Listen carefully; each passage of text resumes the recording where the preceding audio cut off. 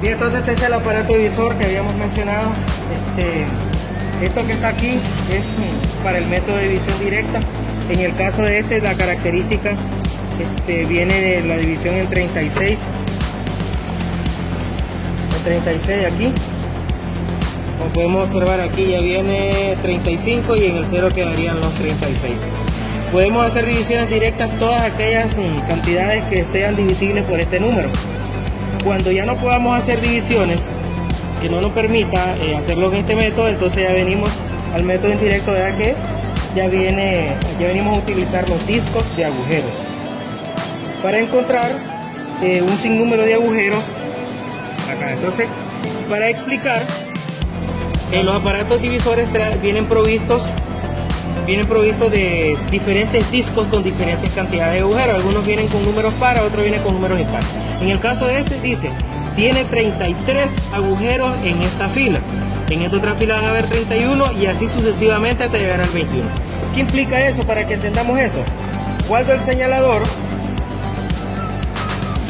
señalador está en este círculo, indicando acá en el 33, si nosotros contamos alrededor, vamos a lograr contar 33. Si contamos en todo su contorno, vamos contando alrededor, seguramente vamos a poder contar los 33.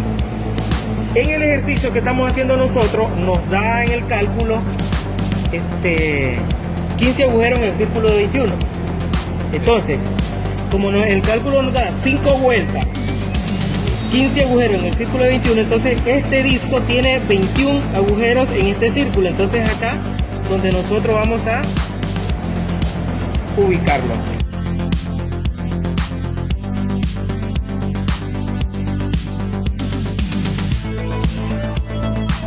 El señalador lo debemos ubicar en el círculo de 21 correctamente. ¿Ven?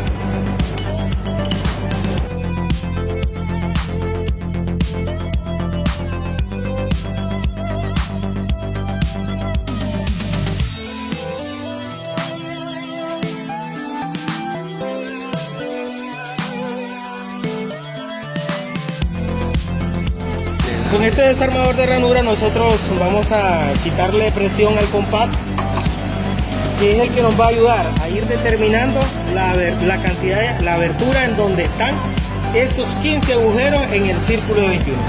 ¿Qué implica eso? Bueno, aquí nosotros estamos en el agujero 0.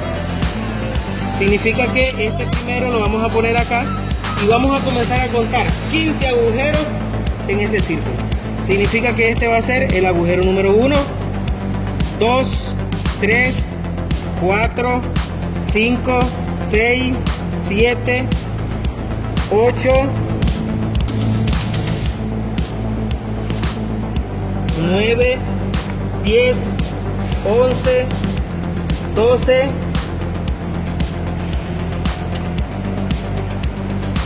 13, 14 y aquí estarían los 15 agujeros. Ahí están los 15 agujeros. Esto implica de que la segunda brazo del compás lo voy a poner en ese es el final. El inicio es acá y el final va a ser aquí. Cuando ya tengo la abertura del compás, lo voy a asegurar socando al prisionero con este desarmador de ranura. Entonces, esta tuerca me sirve a mí para elegir